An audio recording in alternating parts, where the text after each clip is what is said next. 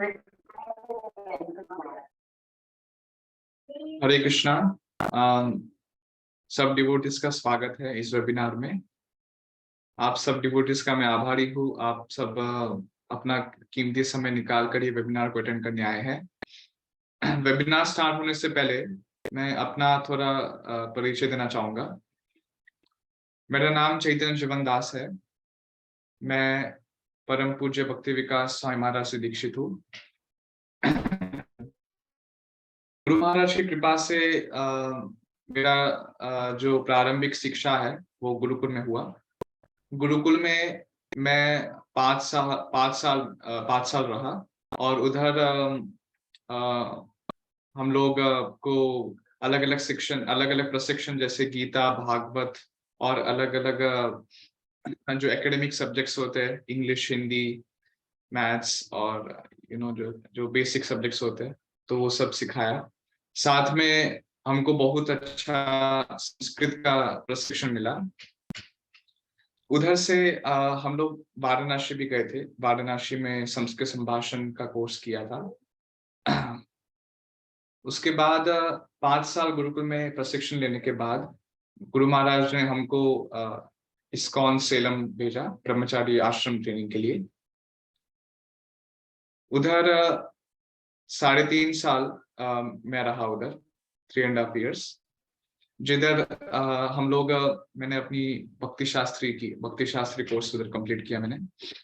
और दूसरा जो यज्ञ सीखना और साथ में अर्चना और साथ में मेनली हम लोग संस्कृत व्याकरण का अध्ययन किए थे, गहन अध्ययन उधर, लघु सिद्धांत कौमुदी।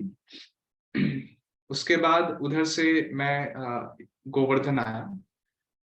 गोवर्धन में इस्कॉन भागवत महाविद्यालय के तरफ से, इस्कॉन भागवत महाविद्यालय में मैंने अपना भक्ति वैभव कोर्स किया उधर। अभी मैं और संस्कृत में डिग्री और परस्यू कर रहा हूँ। तो ये थोड़ा मेरा परिचय था। अभी हम लोग वेबिनार स्टार्ट करेंगे। तो डेफिनेटली आप सब डिवोटीज ने जैसे देखा है, ये लर्निंग संस्कृत इजी वे जो वेबिनार का टॉपिक है। डेफिनेटली आप लोग ने कभी अपने स्टूडेंट जो आपके बचपन में जब 10th 12th में ऐसा सीबीएसई बोर्ड में आप देखेंगे तो कभी कभी Sanskrit as a subject offer किया जाता है। तो शायद कुछ डिवोटीज को संस्कृत का कुछ एक्सपोजर रहा होगा, थोड़ा कुछ। लेकिन ये जो अभी जो संस्कृत स्टडी जो मैं आपको बताऊंगा वेबिनार में, ये एक सिस्टमैटिक स्टडी प्लान इसमें बताया जाएगा। तो आप लोग जैसे मैं इसमें दिखाऊंगा अभी कोर्स कंटेंट, जो इसका जो वेबिनार है उसका क्या आउटलाइन रहेगा। सबसे पहले वेबिनार का विषय हम लोग सबसे पहले भाषा का अर्थ क्या है वो पढ़ेंगे, और 7 criterias for ascertaining perfect knowledge. तो 7 क्राइटेरिया कौन से हैं जो हम लोग परफेक्ट लैंग्वेज या तो परफेक्ट कोई भाषा हो उसके लिए क्या कौन से क्राइटेरिया कि हम लोग समझ सकते हैं कि हाँ ये परफेक्ट भाषा है। तो वो 7 क्राइटेरिया मेंशन किए जाएंगे। साथ में हम लोग ये जब डिफाइन किए कि भाषा क्या है, उसके बाद व्हाट इज द पर्पस, हम लोग को संस्कृत क्यों पढ़ना चाहिए, है ना, व्हाट इज द पर्पस। इसके अंदर संस्कृत का गौड़ीय वैष्णव संप्रदाय में महत्व, उसके बाद प्रभुपाद के संस्कृत के महत्व पर उद्धरणों, हम कृष्ण भक्त तथा संस्कृतवादियों में भेद। और जब हम लोग ने समझ लिया क्या पर्पस है, उसके बाद संस्कृत को कैसे पढ़े, है ना। आप सब डिवोटीज ने संस्कृत कभी कभी सोचेंगे संस्कृत बाप रे इतना वास्ट लिटरेचर है, इधर से शुरुआत करें, समझ ही नहीं आता। तो कोई भी आपको मतलब समझ नहीं आता, एकदम कंफ्यूजन लगता है एकदम, ये धातु विभक्ति आप लोगों ने कुछ यदि किसी ने सुना होगा इस सब के विषय में, तो शायद कुछ लोगों को कंफ्यूजन हो सकता है कि संस्कृत तो बहुत टफ है, बाप रे ये कैसे पढ़ेंगे, तो इतने सारे नियम है। तो एक कॉम्प्रिहेंसिव स्टडी प्लान, एक प्लान होना चाहिए स्टडी प्लान की कैसे हम लोग को संस्कृत पढ़ना चाहिए। तो ये इसमें बताया जाएगा वेबिनार के दौरान। उसके आगे आगामी संस्कृत कोर्स के विषय में, जो 15 डेज का जो कोर्स होने वाला है उसके विषय में कोर्स कंटेंट्स और उसके यूनिकनेस, कोर्स का यूनिकनेस क्या है, और साथ में अदर अपकमिंग कोर्सेस जो फ्यूचर में होंगे तो उसके विषय में बताया जाएगा। हम लोग स्टार्ट करते हैं। सबसे पहले तो भाषा का अर्थ क्या है।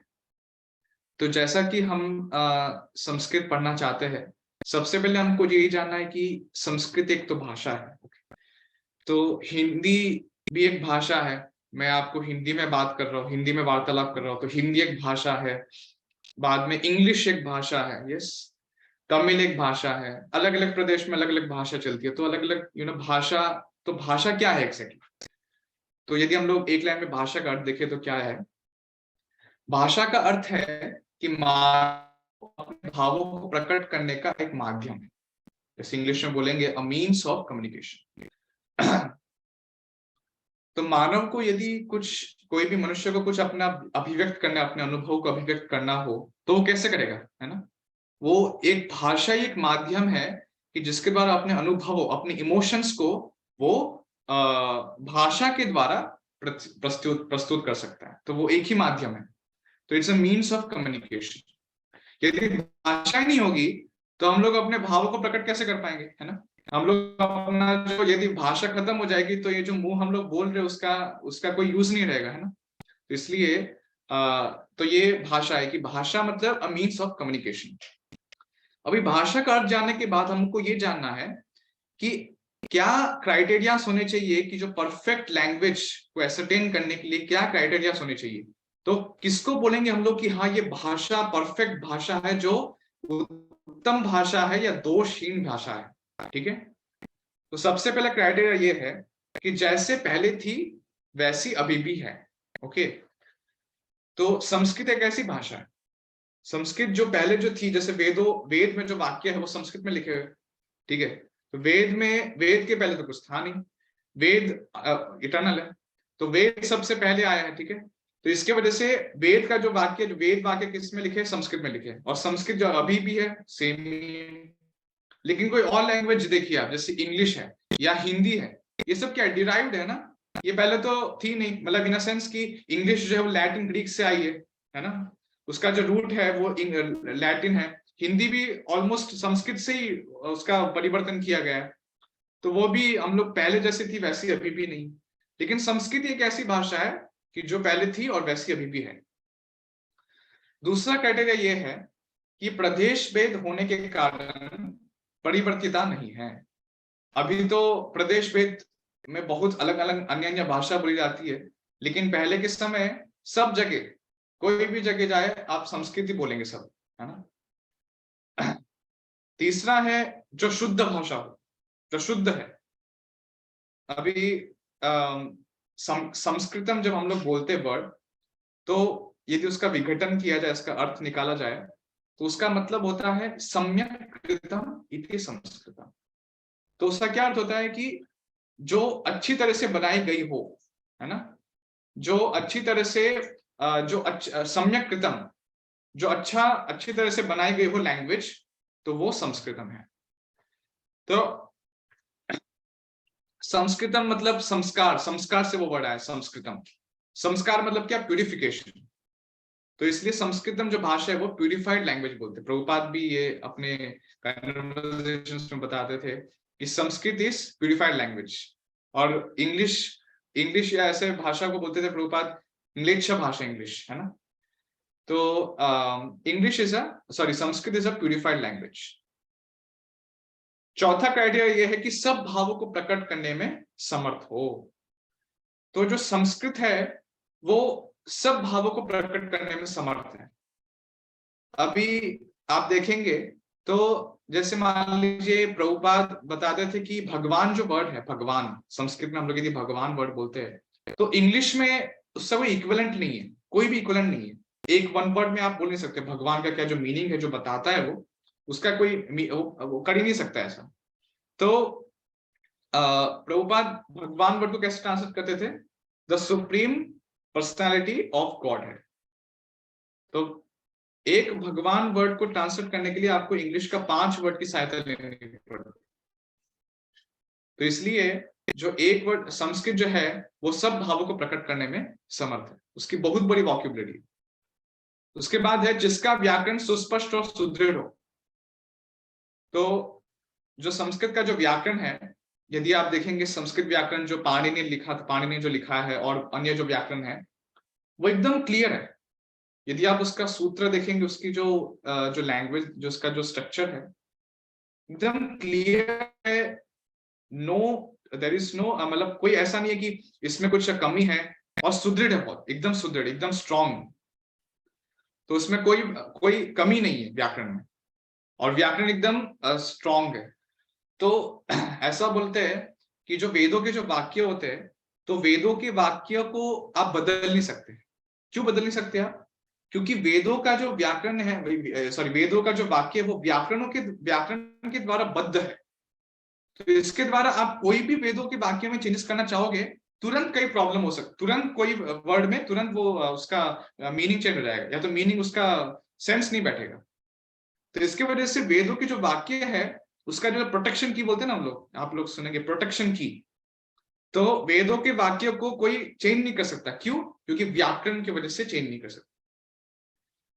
लेकिन हम लोग देखें कोई और, जैसे मान लीजिए कभी कभी ऐसा बोलते हैं ना कि बाइबल में बहुत कुछ चेंजेस हो चुके, या तो कोई और शास्त्र में कोई बुक में चेंजेस हो चुके हैं। तो ऐसे वेदों में वाक्य में नहीं होता है। वेदों के जो वाक्य है वो व्याकरण के द्वारा एकदम प्रोटेक्टेड है।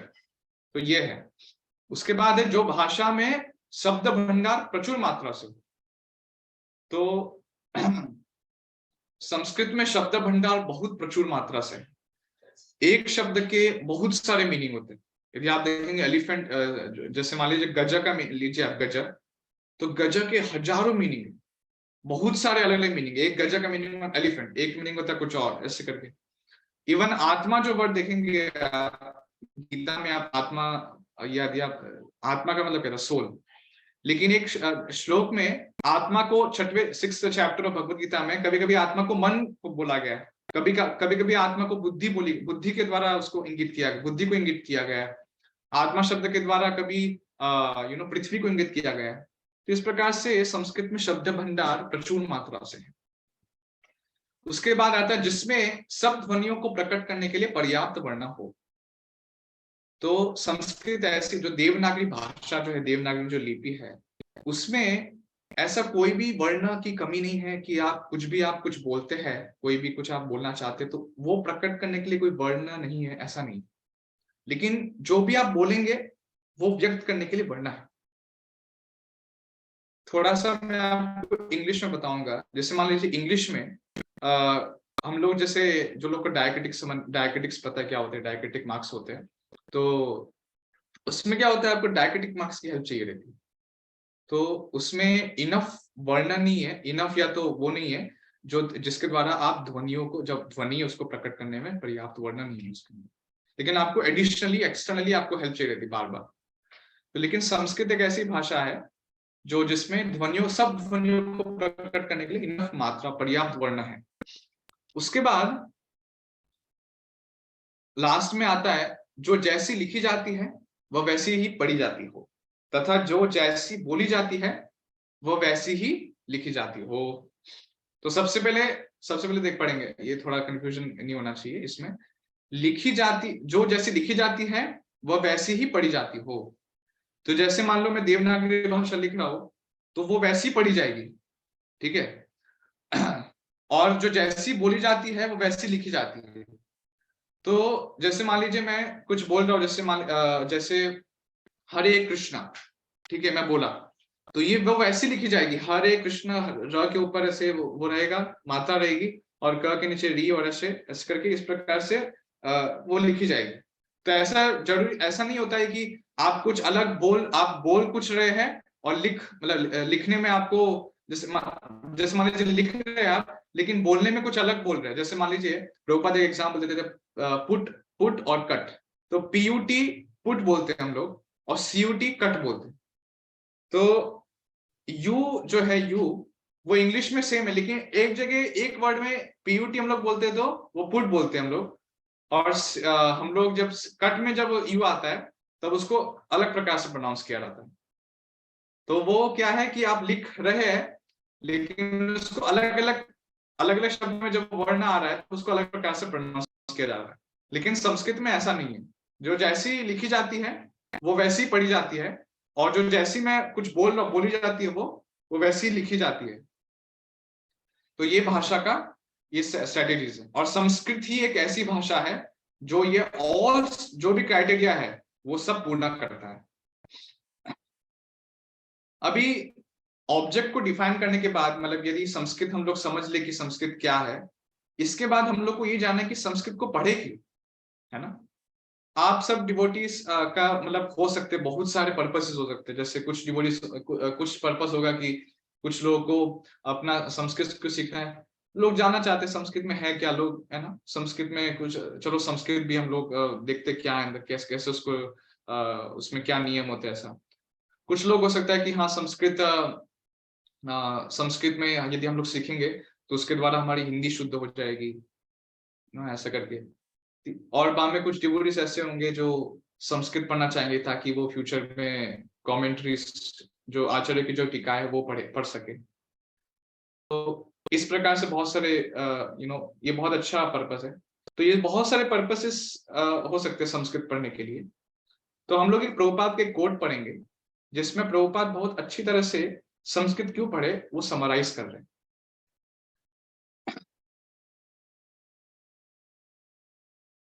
तो श्रील प्रभुपाद ऑन लर्निंग संस्कृत, तो ये रूम कन्वर्सेशन का कोट है, रूम कन्वर्सेशन जून 17 1976 टोरंटो में। प्रभुपाद बोल रहे और संस्कृत भाषा कोई कठिन नहीं है, पढ़ो और लिखो, पढ़ो और लिखो, तब वह सीखेगा। हमारी संस्कृत की शिक्षा कॉलेज में हुई थी। निस्संदेह मैं अपनी कक्षा में संस्कृत का सबसे अच्छा छात्र था, मैं हमेशा पहले आता था, परंतु हम तथाकथित संस्कृत विद्वानों की तरह नहीं है। तब देखिए प्रभुपाद बोल रहे हैं कि वे कॉलेज में अपने संस्कृत में सबसे अच्छे छात्र थे। तो हम लोग जब संस्कृत पढ़ेंगे तो फिर इससे बड़ा इंस्पिरेशन और क्या हो सकता है। प्रभुपाद की जो गीता के और भागवत का जो ट्रांसलेशन जो किया उन्होंने श्लोकों का, तो उन्होंने, आप देख सकते कितनी अच्छी तरीके से उन्होंने श्लोकों का अनुवाद किया है। तो इसके द्वारा उनकी जो एक्सपर्टीज है, संस्कृत पांडित्य जो है वो दिखता है उसमें। अभी प्रभुपाद ऐसा बोल रहे कि परंतु हम तथाकथित संस्कृत विद्वानों की तरह नहीं है, लेकिन अपने उद्देश्य के लिए हम पढ़ और लिख सकते हैं, बस इतना है। इसी तरह हम नहीं चाहते कि कोई बहुत विद्वान संस्कृत व्याकरण शब्दों का जाल, वर्ड जगलरी निर्माण करे, नहीं, हम ऐसा नहीं चाहते। हम अपना कार्य शास्त्रों का अध्ययन कर सकते हैं, बस इतना है। तो प्रभुपाद बोल रहे हैं कि संस्कृत बस क्यों पढ़ना है, ताकि हम लोग अपना जो शास्त्र का जो अध्ययन है वो हम लोग अच्छी तरह से कर सकें। ऐसा नहीं कि हम लोग को संस्कृत पढ़ के शास्त्रों का गलत मतलब निकालना हो, वर्ड जगलरी निकाल के व्याकरण का अलग अलग नियम को यूज करके हम लोग उसका शास्त्रों का अर्थ का अनर्थ कर रहे हैं। कभी कभी जब प्रभुपाद के समय प्रभुपाद कुछ संस्कृत स्कॉलर से मिलते थे तो प्रभुपाद तुरंत बोलते थे कि आप लोग बहुत सारे मीनिंग निकाल सकते संस्कृत का, संस्कृत जानते हैं आप लोग, तो शास्त्रों का अर्थ का अनर्थ किया जा सकता है। तो ज्यादातर प्रभुपाद क्या बोलते थे कि knowledge is more important than language, ठीक है। तो इसलिए हम लोग को ये समझना है कि संस्कृत का जो संस्कृत व्याकरण का जो ज्ञान है वो हम लोग को शास्त्र में जब हम लोग अर्थ निकाल रहे हो तो उसका अनर्थ नहीं करना है। यस, प्रभुपाद कभी कभी ये उदाहरण देते थे, कोई बहुत बड़े संस्कृत स्कॉलर है वो क्या बोलते हैं, धर्म क्षेत्र कुरुक्षेत्र समवेत सब जो फर्स्ट वर्स है गीता का, उसको बोलते हैं धर्म क्षेत्र मतलब हमारा बॉडी, मतलब हमारा बॉडी, ठीक है। और क्या बोलते हैं जो पंच पांडव है वो क्या है, वो हमारी पंच इंद्रिया है। तो ये क्या हुआ, ये आप लोग व्याकरण का नियम जान गए, ठीक है, व्याकरण का नियम जान गए आप लोग, और आप लोग शब्दों का जाल बना रहे, अलग अलग उसका अर्थ का अनर्थ कर रहे। तो प्रभुपाद नहीं चाहते थे कि हम लोग संस्कृत सीखकर शास्त्रों का गलत मतलब निकालें, यस, लेकिन संस्कृत सीखकर हम शास्त्रों का अध्ययन प्रॉपरली कर सकते हैं। तो यही उनका उद्देश्य है। ये उद्देश्य सब डिवोटीज का होना चाहिए कि हम लोग संस्कृत सीखे ओनली फॉर अंडरस्टैंडिंग शास्त्रस। और साथ में प्रभुपाद यंगर जनरेशन जो है गुरुकुल के बच्चों को भी संस्कृत सिखाना चाहते थे, उनकी इच्छा थी। तो ये उनका मिशन, मूड एंड मिशन ये है। इसलिए हम अपने डलास गुरुकुल के बच्चों को केवल संस्कृत पढ़ा रहे हैं, उन्हें और कुछ नहीं करना है। वे प्रौद्योगिकीविद, टेक्नोलॉजिस्ट या सबके नौकर नहीं बनने जा रहे हैं। नहीं, हम कुछ ऐसी पीढ़ी चाहते हैं जो कृष्ण भावनामृत का प्रचार कर सके। इसलिए यदि वे केवल अंग्रेजी और संस्कृत सीखते हैं तो वो इस पुस्तक को पढ़ सकेंगे और यह पर्याप्त है। हमें कुछ नहीं चाहिए, सब आवश्यक ज्ञान मेरी पुस्तकों में है। तो प्रभुपाद बता रहे कि जो गुरुकुल के, डलास गुरुकुल के जो बच्चे हैं उनको टेक्नोलॉजिस्ट नहीं बनाना है, उग्र कर्म में उनको बढ़ावा नहीं देना है, तो उनको स्लेव्स नहीं बनना है। ये जो मॉडर्न टेक्नोलॉजी का जो है, जो चल रहा है, तो मॉडर्न टेक्नोलॉजी को बढ़ावा नहीं देना है, परंतु क्या करना है बस।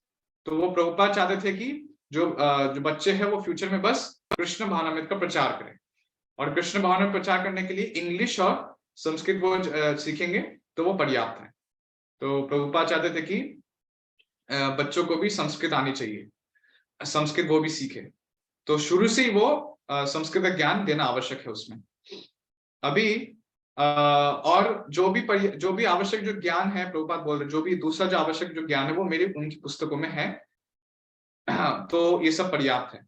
अभी एक कोट हम लोग देखेंगे जिसमें प्रभुपाद बता रहे, within past 500 years many erudite scholars and acharyas like G Goswami, Sanatan Goswami, Vishwanath Chakravarti Thakur, Vallabhacharya and many other distinguished scholars, even after the time of Lord Chaitanya, made elaborate commentaries on the Bhagavatam, and the serious student would do well to attempt to go through them to better listen the translated messages. तो प्रभुपाद ऐसा बोल रहे, ये श्रीमद् भागवतम के first canto, first chapter, first verse के तात्पर्य में बता रहे कि कोई भक्त यदि वो चाहता है कि भागवतम के जो ट्रांसलेटर, जो उसके जो मैसेजेस है, तो वो श्लोक जो है उसमें बहुत सारे कमेंट्रीज लिखी है। जीव गोस्वामी, सनातन गोस्वामी, विश्वनाथ चक्रवर्ती ठाकुर, ऐसे बहुत सारे कमेंट्रीज लिखी है भागवतम के ऊपर। अब प्रभुपाद ऐसा नहीं बोल रहे हैं कि बस प्रभुपाद वो जो स्टूडेंट जो है, यदि वो और भी कमेंट्रीज है भागवतम पे और भी सीखना चाहता है फ्यूचर में, और भी जीव गोस्वामी की कमेंट्री और भी कुछ अलग अलग टीकाएं, यदि हम उसको वो सीखने की इच्छा है उसकी, तो उसके दरवाजे खुले हैं कि वो हाँ जा सकता है और भी कमेंट्रीज पढ़ सकता है, ताकि वो और भी वो जो भी अलग अलग जो इंटरप्रिटेशंस है, जो ट्रांसलेटेड इंटरप्रिटेशंस है, जो गुरु परंपरा के अनुसार है, वो उसको रिलीज कर सकता है। तो प्रभुपाद ये भी चाहते थे कि जो भी डिवोटीज है वो भी ये सब कमेंट्रीज पढ़े। तो ये जो कमेंट्रीज है अभी ये सब संस्कृत में लिखी है ना, तो संस्कृत में लिखी है, तो इसके वजह से अभी आपको संस्कृत जानना या संस्कृत पढ़ना आना आवश्यक है ना। तो इसलिए एक तरह से संस्कृत बहुत इंपॉर्टेंट, वैल्यूएबल, बहुत बड़ा एक चाबी है, कुंजी है, ताकि हम लोग गौड़ीय वैष्णव जो ट्रेजर है उसको हम लोग खोल सकते हैं, या तो हम लोग वो समझ सकते हैं। यदि हमको संस्कृत आती है तो हम लोग संस्कृत के जो टीकाएं हैं उनको पढ़ सकते हैं, और ताकि हम लोग जो भागवतम के ऊपर जो टीकाएं है उसको और हम लोग गलिश कर पाएंगे। तो ये संस्कृत एक बहुत वैल्यूएबल, एक बहुत अच्छा है। यदि हमको आती तो हम लोग और प्रयास कर सकते कि अलग अलग जो टीकाएं उनको पढ़ सकते हैं हम लोग। अभी जैसा कि मैंने बताया कि पहले भी हमने बताया कि प्रभुपाद क्यों हम लोग को संस्कृत हम लोग को क्यों सीखना है। तो ये थोड़ा सा समराइज वर्जन में एक 5 चीजें Prabhupada wanted us to learn Sanskrit. तो सबसे पहला हेल्प्स इन प्रीचिंग, है ना। तो श्रील प्रभुपाद जैसे हम लोग यदि मान लीजिए हम लोग को संस्कृत आती हो, तो ये प्रीचिंग में प्रचार में बहुत हमको मदद हो सकती है, क्योंकि यदि हम लोग प्रचार करेंगे उससे में हम लोग यदि श्लोकों का अर्थ बताए तो बहुत उसका हेल्प हो सकता है कि हाँ ये कोई व्यक्ति जो सुन रहा होगा तो व्यक्ति देखेगा कि हाँ ये कोई लोग ब्लाइंडली नहीं बोल रहे, इनको संस्कृत श्लोक आ रहे हैं और संस्कृत जो श्लोक है वो कैसे उनको अच्छी तरह से समझा पा रहे हैं। तो बहुत अच्छी तरह से और टीचिंग हम लोग कर सकते हैं इसके द्वारा। दूसरा है able to appreciate more his translation. तो प्रभुपाद ने जो भी श्लोकों का अनुवाद लिखा है तो हम लोग उसको और अप्रिशिएट कर सकते हैं, है ना। क्योंकि यदि हम लोग को संस्कृत आती है तो हम लोग गीता के जो श्लोक है संस्कृत के, हम लोग उसको देखेंगे कि हाँ प्रभुपाद ने कितनी बढ़िया तरीके से इसका ट्रांसलेशन किया है। प्रभुपाद कोई ब्लाइंडली कुछ नहीं, ऐसा नहीं कि बोल रहे, लेकिन प्रभुपाद के इसके द्वारा संस्कृत पांडित्य जो है वो भी दिख सकता है। तीसरा है we are not speaking anything blindly. तो यदि हमको संस्कृत आती है तो इसके द्वारा हम लोग जो कमेंट्रीज है जो प्रीवियस आचार्य की, वो पढ़कर हम लोग बता सकते कि हाँ प्रभुपाद कोई गलत नहीं बोल रहे, प्रभुपाद जो प्रीवियस आचार्य से उनको ही रिपीट कर रहे हैं, है ना। तो ये भी हेल्पफुल हो सकता है। चौथा, to study commentaries of previous acharyas, टीकाएं पढ़ने में हेल्पफुल रहेगा। और लास्ट में to defeat wrong interpretation on the shastras. तो जैसे मान लीजिए कोई आपको बहुत मायावादी के साथ आपका टक्कर हो गई है तो प्रचार में, तो यदि आपको संस्कृत आपको आती है तो आप मान लो श्लोक कोट कर रहा हो और हमारे पास भी बहुत सारे एविडेंसेस है कि हाँ ये श्लोक में ये लिखा है, वो श्लोक में लिखा है, तो तुरंत हम लोग बता सकते कि हाँ ये शास्त्र का मीनिंग ये राइट नहीं लेना चाहिए, ये गलत इंटरप्रिटेशन है आपका। तो इस प्रकार से संस्कृत बहुत हेल्पफुल हो सकता है इसमें। तो ये सब प्रभुपाद चाहते थे हम लोग ये संस्कृत सीखे। लास्ट में इसके अलावा जो मेटेरियल बेनिफिट्स, भौतिक जो संस्कृत के जो लाभ है वो इस प्रकार से, जैसे सबसे पहला संस्कृत इज प्यूरिफाइड लैंग्वेज, है ना। तो ये शुद्ध भाषा है, सात्विक भाषा, इसके वजह से थोड़ा हम लोगों को ये हमारे कॉन्शियसनेस को भी इफेक्ट करता है। दूसरा है chanting Sanskrit shlokas effects consciousness.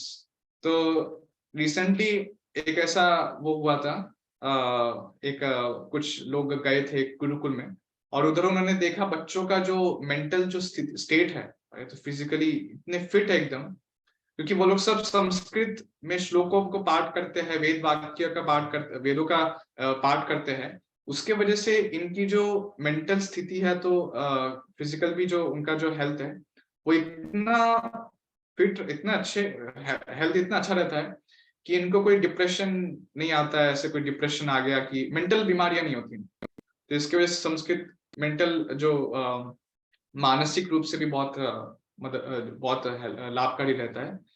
तीसरा है फिजिकल हेल्थ। तो आपको यदि मेंटली यदि आप फिट हो तो डेफिनेटली फिजिकली आप हेल्थ भी अच्छा रहेगा। ये सब कुछ संस्कृत कुछ बेनिफिट्स है, मेटेरियल बेनिफिट्स।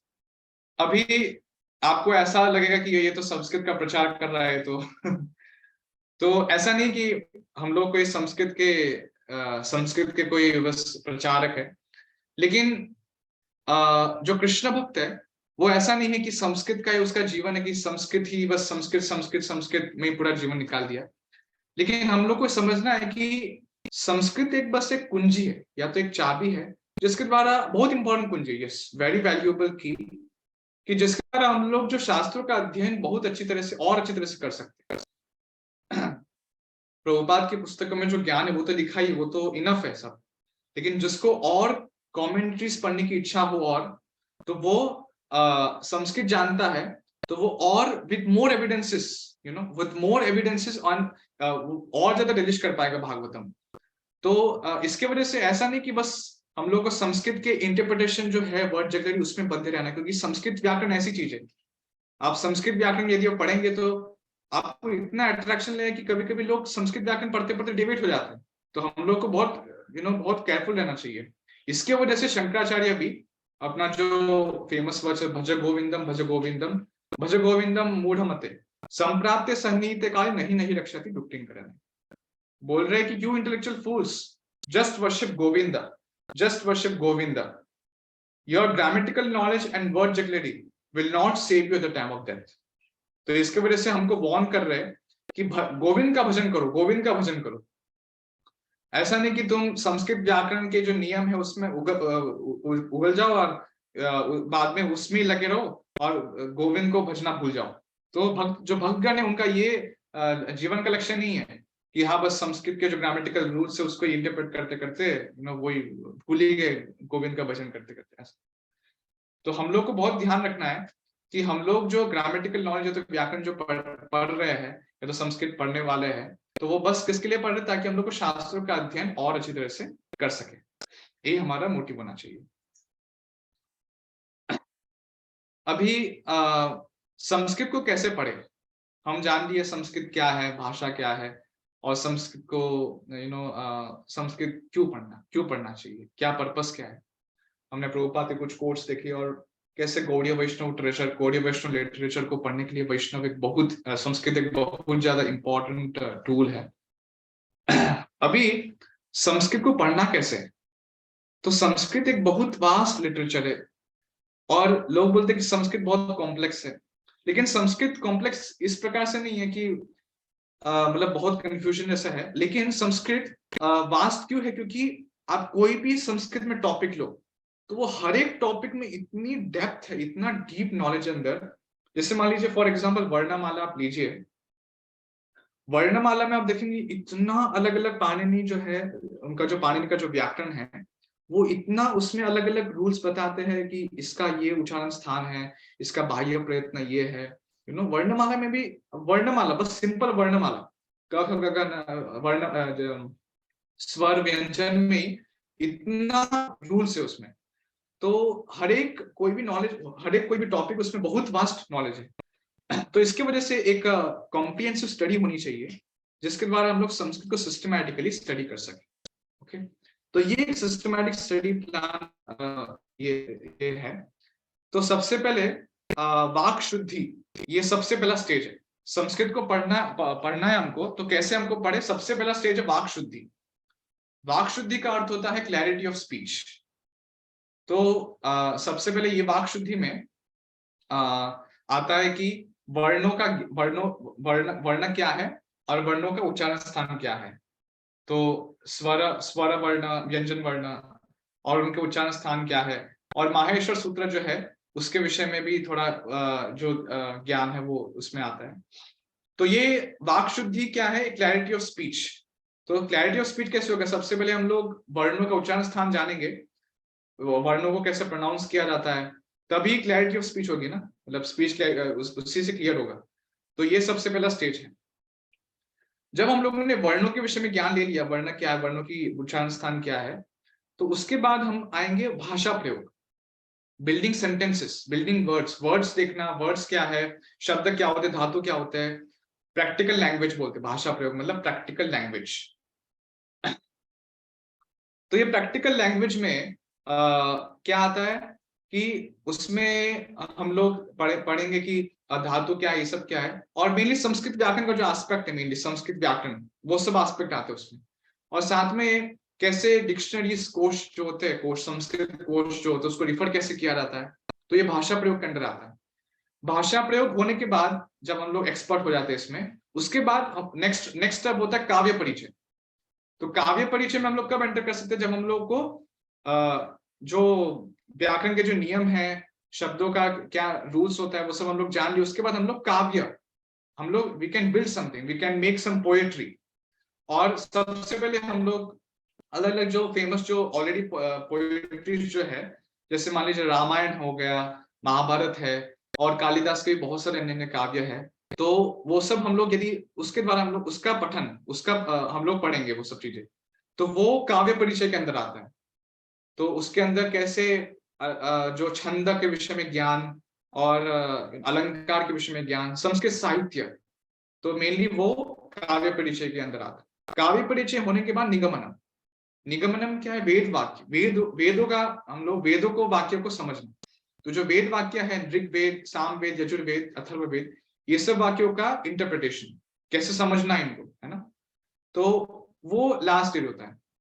इसमें क्या मुख्य वृत्ति, गौण वृत्ति, तो ये उसमें आता है, उसको कैसे हम लोग को समझना है। तो ये कॉम्प्रिहेंसिव स्टडी है।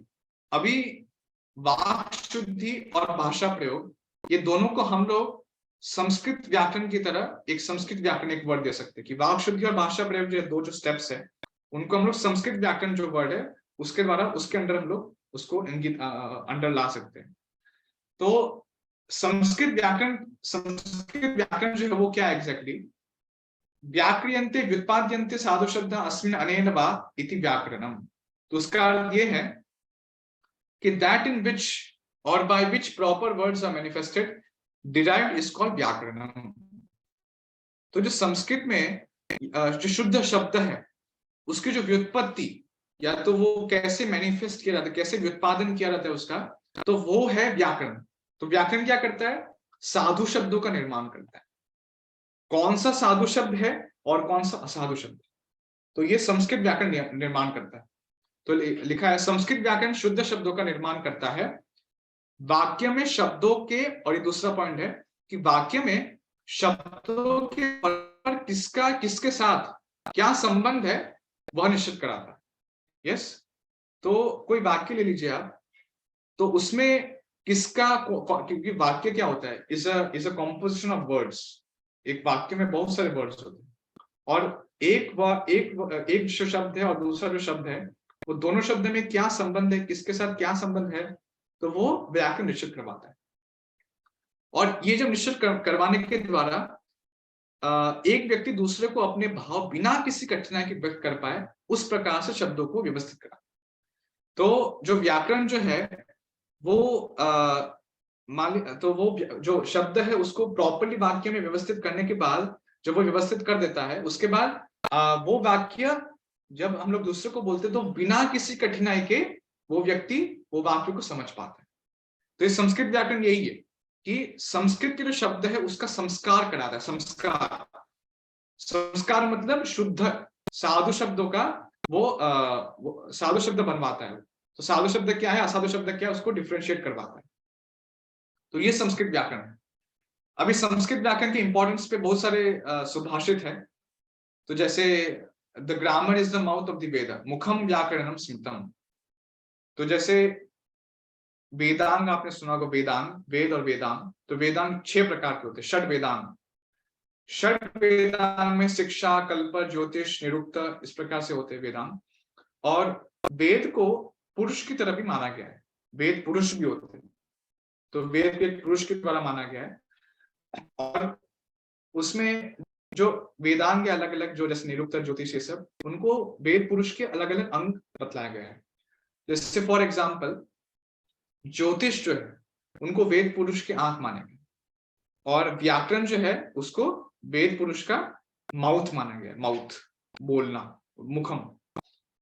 तो ये है। उसके बाद है शब्द व्युत्पादनेनैव वेदानाम अंगम उच्यते मुख्यम व्याकरणम यस्मात् वेद शब्दमयो खिलः। तो the grammar is called an important limb as it exposes the words of the Vedas. It is the mouth of the Vedas, as the whole Veda is made up of words. तो grammar जो है वो बहुत important लिम है, बहुत important लिम है। वेदांग इसको वेदांग बोलते हैं, वेदानाम अंग उच्यते। यस, और वो क्या करवाता है, वो जो वेदों की जो वाक्य है उसको एक्सपोज करता है, या तो उसको बतलाता है। और वो वेदों का मुख माना गया है। क्यों? क्योंकि वेद जो है वो फुल ऑफ वर्ड्स, शब्दमयो खिलः। तो अखिलः मतलब पूरा वेद जो है वो शब्दमय है, शब्दमय मतलब शब्दों से बना हुआ वेद है। तो इसके वजह से जो व्याकरण है वो वेद का माउथ माना गया है। में एक बहुत अच्छा सुभाषित ये भी है कि जो व्याकरण जो है वो is essential for learning that the perfect pronunciation. कि प्रोनाउंसिएशन सीखना, प्रोनाउंसिएशन को बतलाना, प्रोनाउंसिएशन को हम लोग को यदि सीखना है तो व्याकरण बहुत ज्यादा इंपॉर्टेंट है। तो एक बहुत अच्छा सुभाषित है इसमें कि यद्यपि बहुनादिशे तथापि पठपुत्र व्याकरणम स्वजनः स्वजनो मा भूत सकलम शकलम सकृत चकृत। तो ये बहुत अच्छा सुभाषित है। तो इसका ये बता रहे कि even though you do not study much oh son, learn grammar so that your statement about a relative may not be pronounced as a dog, whole as a piece, and one time as a cow. तो ऐसा बोल रहे हैं कि हे पुत्र, तुम और आपने कुछ और ज्यादा नहीं पढ़ा होगा, लेकिन ग्रामर को अच्छे से पढ़ना। क्यों व्याकरण क्यों पढ़ना? क्योंकि ऐसा नहीं होना चाहिए कि तुम स्वजन, स्वजन मतलब रिलेटिव, रिलेटिव को तुम स्वजन पुकारो। स्वजन मतलब डॉग। तो ऐसा नहीं होना चाहिए कि तुम यदि स्वजन बोलो तो तुम्हारे मुख से स्वजन निकल जाए, दैट मीन्स अर्थ का अनर्थ हो गया, आपने रिलेटिव को डॉग बोल दिया, तो ये अनर्थ हो जाएगा। दूसरा है भूत सकलम शकलम। सकलम मतलब होल, होल एवरीथिंग, तो मतलब होल। तो आप ऐसा नहीं चाहिए कि आप होल बोलने के लिए आप एक पीस रिफर करो। यदि आप सकलम बोलोगे तो होल बोलेंगे, और शकलम बोलोगे तुरंत उसका मीनिंग निकल जाएगा एक पीस। तो ऐसा नहीं होना चाहिए। लास्ट में है सकृत शकृत। तो ऐसा नहीं होना चाहिए कि मान लो आप सब सकृत बोलो, सकृत मतलब वन टाइम, तो आप शकृत बोलोगे, सकृत को यदि शकृत बोलोगे तो शकृत का क्या मीनिंग होता है, काउडंग। तो ऐसा नहीं होना चाहिए कि आप सकृत बोलने के जो बचले शकृत बोल दो और उसका मतलब हो गया गोबर। तो इसकी वजह से व्याकरण का ज्ञान परफेक्ट प्रोनाउंसिएशन के लिए बहुत ज्यादा आवश्यक है। तो ये कुछ संस्कृत के ऊपर सुभाषित थे। अभी ये सब जानने के बाद संस्कृत क्या है, संस्कृत क्यों पढ़े, संस्कृत कैसे पढ़े, ये होने के बाद मैं बस बताऊंगा कि कोर्स जो हमारा जो अपकमिंग जो 15 डेज जो कोर्स होने वाला है 16th ऑफ जैन से, तो उसके विषय में मैं आपको थोड़ा कुछ बताऊंगा कि क्या हम लोग सीखने वाले, क्या कंटेंट से, क्या उसका एलिजिबल क्राइटेरिया क्या है, और क्या होने वाला है उसमें, यूनिकनेस क्या है। तो 4 एलिमेंट्स ऑफ दिस कोर्स। तो ये जो कोर्स है ये 4 एलिमेंट में 4 एलिमेंट्स है इसके। सबसे पहले तो है अधिकारी, who is this course for. विषय, the subject matter of the course. और प्रयोजन, the expected result on the completion of the course. और संबंध, the relationship between the subject matter of the course and expected results. तो ये जो 4 चीजें हैं, अधिकारी, विषय, प्रयोजन, संबंध, इनको अनुबंध चतुष्टयम बोला गया है। तो पहले के कोई भी जैसे कुछ शास्त्र लिखते थे, जो कोई भी ऐसे कुछ बुक लिखा जाता था पहले के जमाने में, तो सबसे पहले अनुबंध चतुष्टय को क्लैरिफाई किया जाता था कि सबसे पहले ये बुक किसके लिए है, अधिकारी कौन है, दूसरी बात इसका कंटेंट, विषय क्या है इसका, उसके बाद प्रयोजन क्या है, क्या पर्पस है, क्या उसका गोल है, संबंध क्या है, तो क्या संबंध है आपको तो ये पुस्तक जो है ये जो पुस्तक जो है, तो आप जो कंटेंट्स इसका पढ़ेंगे, और जो प्रयोजन जो है, तो वो प्राप्त करने के लिए आपको क्या होना पड़ेगा, क्या क्वालिफिकेशंस क्या है आपकी, तो ये संबंध ये बताता है। तो ये 4 चीजें जो है, अधिकारी, विषय, प्रयोजन, संबंध, ये सब जो है वो बुक स्टार्ट करने से पहले ये डिफाइन किया जाता था सबसे पहले। तो ये जो कोर्स है वो भी इस प्रकार से डिजाइन्ड कोर्स है ना, तो हम लोग इसको यूज कर सकते हैं इसमें कि अधिकारी कौन है इसका। तो सबसे पहले हम देखेंगे अधिकारी। तो सबसे पहले अधिकारी क्या है इसका कि देवनागरी भाषा लिखना पढ़ना अनावश्यक है। तो ये कोर्स हिंदी में होने वाला है, तो डेफिनेटली ये अच्छा रहेगा कि देवनागरी भाषा लिखना, देवनागरी से आप फैमिलियर हो। साथ में जो भक्त धारणात्मक संस्कृत व्याकरण, कंसेप्चुअल संस्कृत ग्रामर पढ़ने की इच्छुक है तथा भविष्य में दूसरों को पढ़ाना चाहते हैं। तीसरा, जो भक्त इस्कॉन के द्वारा भक्ति शास्त्री कोर्स कर रहे हैं या करना चाहते हैं, उनके लिए बहुत लाभकारी होगा। तो ये जो कोर्स है इसके अंदर हम लोग कंसेप्ट्स, संस्कृत व्याकरण के हम लोग कंसेप्ट्स पढ़ेंगे। तो वो जो कंसेप्ट्स जो है उसमें ऐसा नहीं है कोई सूत्र पढ़ाया जाएगा, कोई सूत्र जैसे पाणिनि जो व्याकरण है उसमें सूत्र होते हैं, तो वही नियम है, वो नियमों को सूत्रों के द्वारा याद नहीं कर, या ऐसा नहीं कि आप लोग को सूत्र याद करना है, लेकिन कंसेप्ट्स अंडरस्टैंडिंग बेस्ड ये पूरा कोर्स डिजाइन है। और ये मेनली इसका जो यूनिकनेस ये है कि हम लोग ये कोर्स जो है, ये जो भी रूल्स जो है व्याकरण के, वो सब हम लोग भगवत गीता के आधारित सीखेंगे। तो भगवत गीता का जो श्लोक है उसके द्वारा हम लोग संस्कृत व्याकरण के नियम सीखेंगे।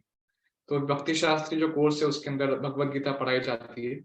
तो डेफिनेटली ये जो कोर्स है वो बहुत ज्यादा उन डिवोटीज को हेल्प करेगा।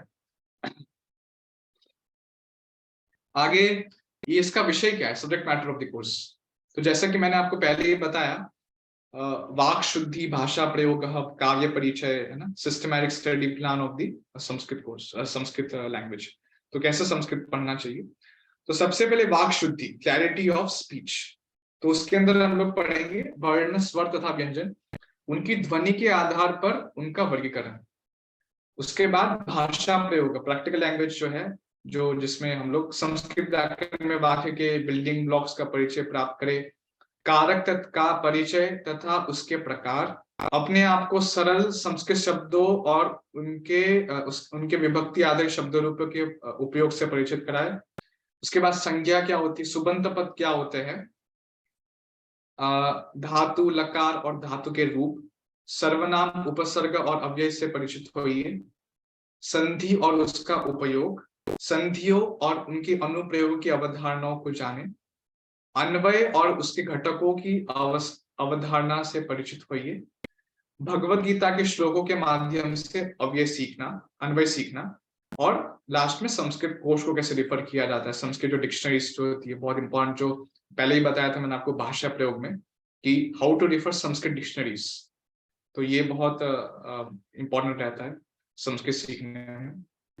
अभी आप लोग सोचेंगे कि ये अन्वय क्या होता है, भगवत गीता के जो श्लोक है उसके द्वारा ये अन्वय वर्ड का क्या मीनिंग होता है। तो मैं थोड़ा सा अन्वय का ओवरव्यू देना चाहूंगा, जस्ट थोड़ा सा आपको बताना कि अन्वय का क्या, अन्वय होता क्या है। सबसे पहले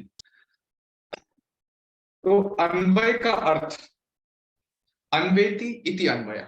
अन्वय मतलब कि the natural order or logical connection of words in a sentence or in other words syntax। तो कोई भी वाक्य है उसमें जो शब्द है उनके बीच में लॉजिकल कनेक्शन क्या है, तो वो हम लोग उसके वर्ड्स के बीच में क्या लॉजिकल कनेक्शन है, तो वो अन्वय बताओ। उसका मतलब अन्वय, वो अन्वय, जैसे मान लीजिए कोई भी वाक्य है उसमें मैं बताऊं कि क्या शब्दों के बीच में क्या संबंध है, तो उसका क्या मतलब होता है कि अन्वय कर रहे हैं हम लोग, अन्वय, तो वो अन्वय बोला जाता है उसको, सिंटैक्स। अभी अन्वय की बेसिक जो वो है उसका बेसिक चीज कि अन्वय किया कैसे जाता है। फॉर एग्जांपल हम लोग जैसे एक वाक्य बोल रहे हैं, देवदत्त चावल पका रहा है, ठीक है। अभी पका रहा है क्या है, क्रियापद है, क्रिया है ना, पका रहा है क्या है, क्रिया है। और क्रिया तुरंत हम लोग आइडेंटिफाई कर लिए कि ये क्रिया है, यस।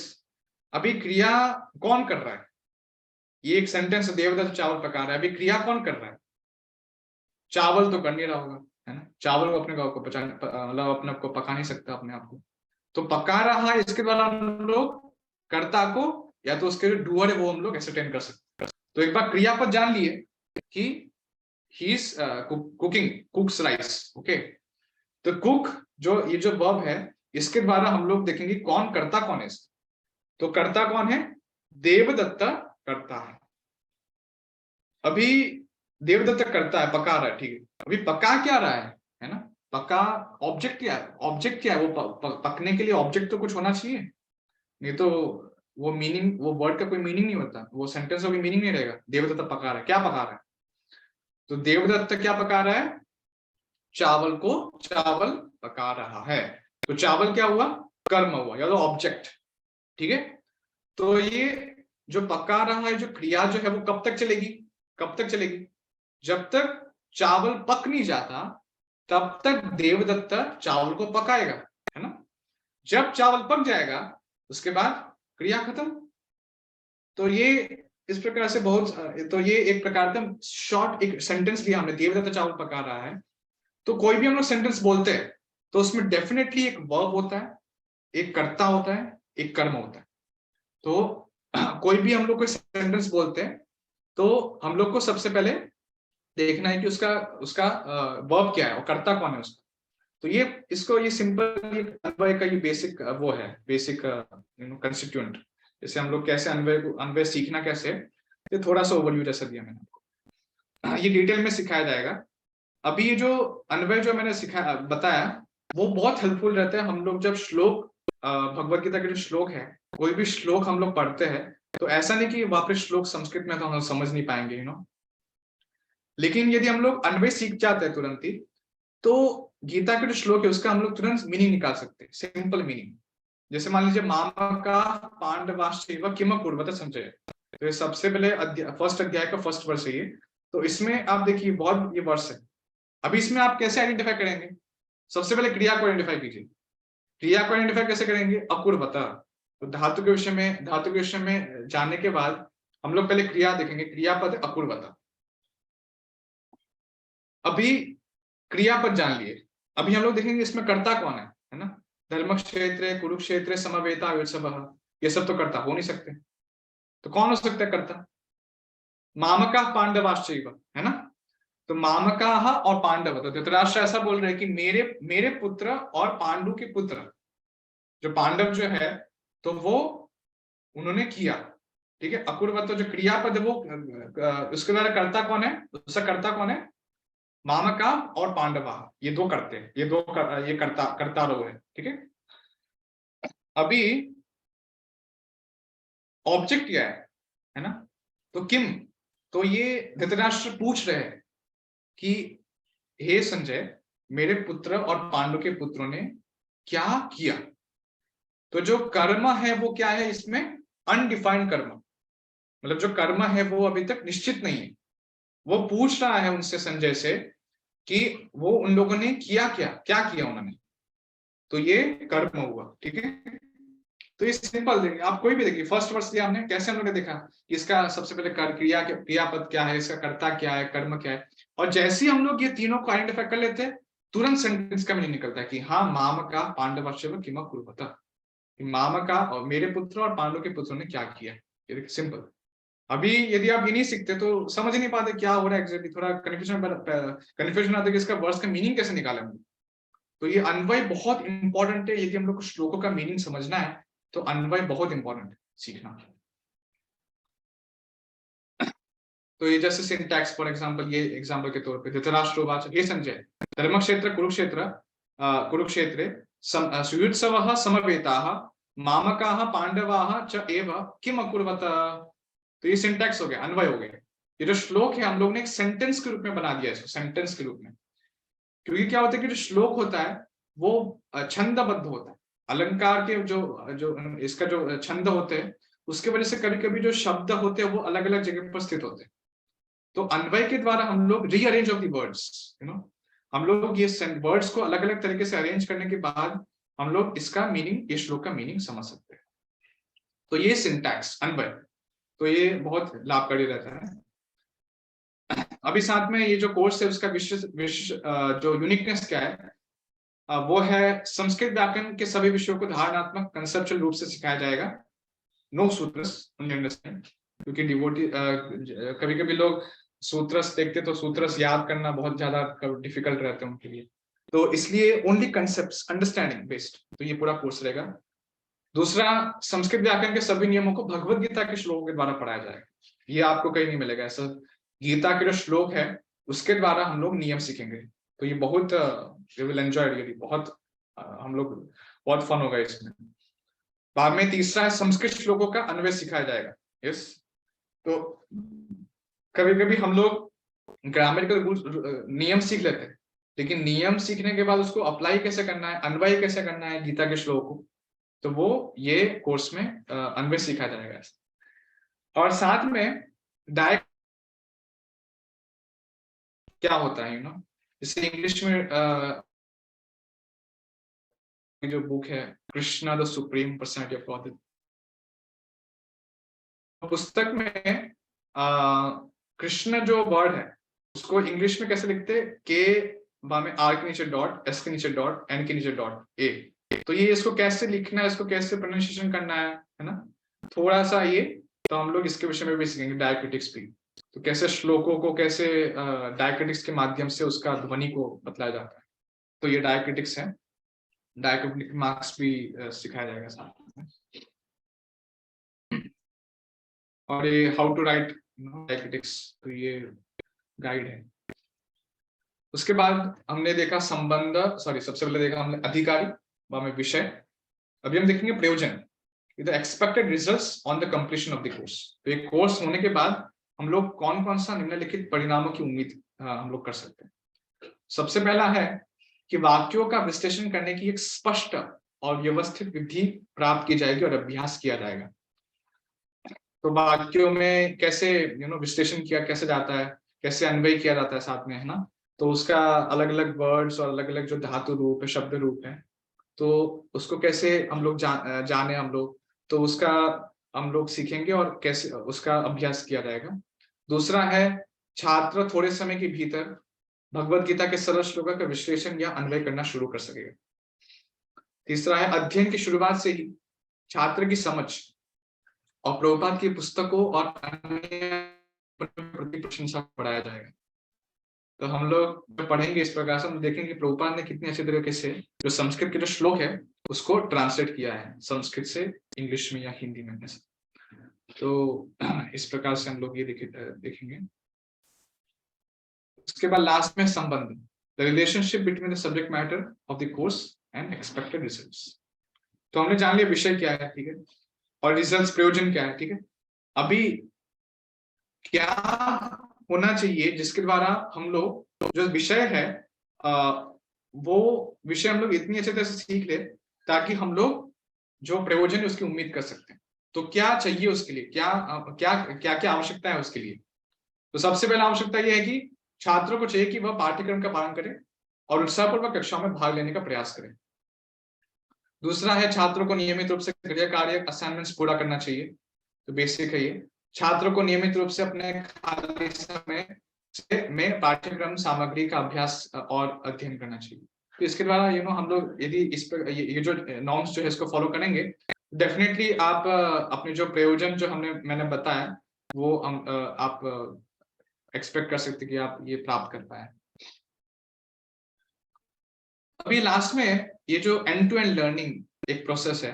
तो कोई भी जो सब्जेक्ट मैटर, मान लीजिए कोई भी सब्जेक्ट, जैसे फॉर एग्जांपल हमने संस्कृत ले लिया, अभी हम लोग संस्कृत पढ़ेंगे, तो ये संस्कृत को पूरी तरह से पढ़ना, मतलब आप कुछ भी लेते कुछ भी पढ़ते हैं तो वो कैसे बोला जा सकता है कि हाँ मैंने पूरी तरह से ये सब्जेक्ट को मास्टरी कर ली इसकी, मतलब मैंने कोई भी सब्जेक्ट लिया और वो पूरी तरह से मुझे वो समझ में आ गया। तो ये end to end learning start, जैसे हम लोग ने स्टार्ट किया वो सब्जेक्ट को, तो वो कैसे वो पूरी तरह वो सब्जेक्ट का पूरा ज्ञान कैसे मिल सकता है। तो ये बहुत सुंदर सुभाषित आप देखेंगे, आचार्यात् पादम आदत्ते पादम शिष्य स्वमेधया पादम स ब्रह्मचारिभ्य पादम कालक्रमेण च। तो इसमें लिखा है कि a student learns a quarter from the teacher. तो 25% जो स्टूडेंट है वो आचार्य से सीखता है और 25% शिष्य जो है वो स्वमेधया अपने जो इंटेलिजेंस है, अपना जो बुद्धि है उससे सीखता है 25%। तीसरा 25% कैसे सीखेगा, क्वार्टर फ्रॉम फेलो स्टूडेंट्स। तो साथ में जो ब्रह्मचारी, साथ में जो लोग हैं जो आपके साथ सीख रहे हैं, उनके साथ वो डिस्कशन करने के द्वारा वो 25% सीखेगा। और जो लास्ट 25% है वो कैसे सीखेगा, कालक्रमेण च and the rest in course of time. तो when he starts teaching and internalising, तो वो कालक्रमेण से, काल फ्यूचर में जैसे काल जाता है आगे तो वो धीरे धीरे वो भी उसको भी जो भी ज्ञान है वो सीखेगा, जो भी उसका 25% जो उसके द्वारा पूरा जो 100% आपको ज्ञान जो है जो भी सब्जेक्ट मैटर लिया उसके ऊपर मास्टरी हो जाएगी। तो इसको बोलते हैं end to end learning process. तो जैसे ये जो है 25% लर्न पठनम, ओके, सबसे पहले पठन, 25% प्रैक्टिस अभ्यास, खूब प्रैक्टिस कीजिए, अभ्यास कीजिए, कोई भी आप जो भी चीज पढ़े तुरंत उसका अभ्यास कीजिए, मोर एंड मोर प्रैक्टिस। और बाद में तीसरा 25% प्रमाणित है, एसएसएन सर्टिफाइड। तो एग्जाम जो भी सिंपल जो टेस्ट होगा जो भी ऐसा, तो उसको आप देखिए कितना आप सीखे, कितना आप समझे और आप सर्टिफाई हुई। और बाद में 25% लास्ट 25% है वो कैसे आएगा लास्ट में, पाठनम, कि आपने पहले पढ़ लिया, अभ्यास कर लिया, सब कर लिया, उसके बाद लास्ट की बहुत इंपॉर्टेंट कि आप पढ़ लिया पहले खुद का, तो उसके बाद आप पढ़ाएंगे तो आपको वो जो सब्जेक्ट मैटर वो और क्लियर होगा। तो इस प्रकार से कोई भी सब्जेक्ट को यदि आपको पूरी तरह से लर्न करना हो तो ये लर्निंग प्रोसेस 100% कोई सब्जेक्ट में आपने मास्टरी की, दैट मीन्स आपको ये जो चार जो चीज है, लर्न, पठनम, अभ्यास, प्रमाणित और पाठन, करेंगे, यदि 4 चीज हो गई तो आप समझ लीजिए आप कि आपका सब्जेक्ट पे आपने मास्टरी कर ली। अभी थोड़ा सा मैं कोर्स जो डिस्क्रिप्शन है वो मैं बताऊंगा। जो ये कोर्स है वो वीकडेज में मंडे, वेंसडे और सैटरडे होगा, और duration of each class will be 1.5 hour, 1.5 घंटा क्लास होगी हर एक क्लास। और ये कोर्स होगा 15 सेशंस होंगे कोर्स में और 2 बोनस सेशंस। बाद में recorded videos will be available through YouTube private link. तो जिससे मान लीजिए आप क्लास को वापस सुनना चाहते हैं, या मान लीजिए आपको क्लास अटेंड नहीं कर पाए, कोई प्रॉब्लम, कोई कुछ आपको दूसरा आपको कुछ कार्य था उस समय, तो फिर आपको यूट्यूब प्राइवेट लिंक के द्वारा आपको सब रिकॉर्डिंग्स प्रोवाइड की जाएगी। और ये कोर्स जो है वो हिंदी में होगा। सबसे पहले तो हिंदी लैंग्वेज में ये कोर्स होगा। और जो एज लिमिट रखा है मैंने वो है 14 ईयर्स ओल्ड एंड अबव, 14 साल से बड़ों के लिए कोर्स है। उसके बाद ये कोर्स जो फीस है इसका 1000 रुपीज फीस है इसका, और सर्टिफिकेट ऑन कंप्लीशन। तो ये जो कोर्स है वो इस्कॉन वडोदरा के द्वारा ये कोर्स लॉन्च, ये ऑर्गेनाइज किया जा रहा है। तो जब कोर्स कंप्लीट होने के बाद कंप्लीशन सर्टिफिकेट मिलेगा इस्कॉन वडोदरा से। अभी साथ में आपको हेल्प कैसे प्रोवाइड की जाएगी कोर्स मटेरियल में, जो आपको हेल्प की जाएगी वो है कि आपको 15 से ज्यादा पीडीएफ बुक्स मिलेगी, 15+ पीडीएफ बुक्स मिलेगी आपको हेल्पफुल कोर्स मटेरियल में। और संस्कृत डिक्शनरीज प्रोवाइड की जाएगी। साथ में जो भी पीपीटीज हम लोग, जो भी हमारा जो माध्यम रहेगा वो पीपीटीज रहेगा, तो पीपीटीज के द्वारा हम लोग सीखेंगे। उसके बाद एडिशनल नोट्स प्रोवाइड किए जाएंगे, जिसके द्वारा आप जो भी कुछ सीखे तो हम नोट्स के द्वारा आप सीख सकते हैं कि हाँ नहीं ये पढ़ा था, ये पढ़ा था ऐसा। तो एडिशनल नोट्स हम लोग प्रोवाइड करेंगे। उसके बाद जैसे मैंने बताया, खूब प्रैक्टिस करना है। कोई भी आपको सब्जेक्ट में मास्टरी करनी है तो प्रैक्टिस कीजिए, more and more practice. Ample of practice questions आपको प्रोवाइड किया जाएगा। उसके बाद क्विजेस होंगे, जिसके द्वारा क्विजेस, कॉम्पिटिशंस सब, ताकि आप समझ पाए खुद कि मैंने कितना सब्जेक्ट में मास्टरी की है। और लास्ट में एक सिंपल एमसीक्यू टेस्ट होगा, मल्टीपल चॉइस क्वेश्चंस टेस्ट होगा। और ये सब बुक्स जो है मैंने बताया 15+ पीडीएफ, उसमें से कुछ बुक्स इधर देखिए, enjoyable Sanskrit grammar, Sanskrit Bhagavad Gita grammar, Dhatu Kosh, Bhagavad Gita dictionary, शब्द मंजरी, धातु मंजरी। उसके बाद डायक्रिटिक्स का जो सॉफ्टवेयर है तो वो भी प्रोवाइड किया जाएगा। और जो भी क्लासेस होगी वो सब जूम के द्वारा होगी, जूम मीटिंग के द्वारा होगी। तो ये फ्लायर है। तो इस प्रकार से 16 जनवरी से ये कोर्स लॉन्च होगा, 16 जनवरी से। और कोर्स को रजिस्टर करना है, कोर्स रजिस्ट्रेशन प्रोसीजर क्या है, तो in the description of the course pad you will be provided with Google forms link. तो गूगल फॉर्म्स लिंक जो है वो प्रोवाइड की जाएगी, जिसमें जो डिस्क्रिप्शन में जो रहेगा उसमें आपको गूगल फॉर्म्स लिंक भरना है, और उधर ही बैंक डिटेल्स भी रहेगी। इस्कॉन वडोदरा के जो बैंक डिटेल्स उधर ही प्रोवाइड किया जाएगा उधर ही, और आप उसमें पे कीजिए। और उसके बाद उसका जो स्क्रीनशॉट है, पेमेंट स्क्रीनशॉट, वो उधर एक ऑप्शन रहेगा अपलोड करने के लिए फाइल को, तो आप उधर से अपलोड कर सकते हैं। तो ये कोर्स रजिस्ट्रेशन प्रोसीजर है। उसके बाद जब रजिस्ट्रेशन हो गया, जब आपने गूगल फॉर्म्स भर दिया, तब कुछ समय में ही आपको, थोड़े समय के बाद आपको ग्रुप्स में एक अलग ग्रुप बनेगा, तो उसमें आपको जोड़ दिया जाएगा, और उधर ही कोर्स का जो मटेरियल है वो प्रोवाइड किया जाएगा, और कोर्स का शेड्यूल, टाइमिंग्स जो भी है वो सब प्रोवाइड, अनाउंसमेंट्स, वो सब उसमें ग्रुप में। और कोई भी एडिशनल सपोर्ट, यदि कोई आपको हेल्प चाहिए, को क्लेरिफाई करना है कुछ, और कुछ क्लियर नहीं है, तो आप ये कॉन्टेक्ट नंबर नोट कर सकते हैं, और ईमेल आईडी भी आप कर सकते हैं, ईमेल भी कर सकते हैं।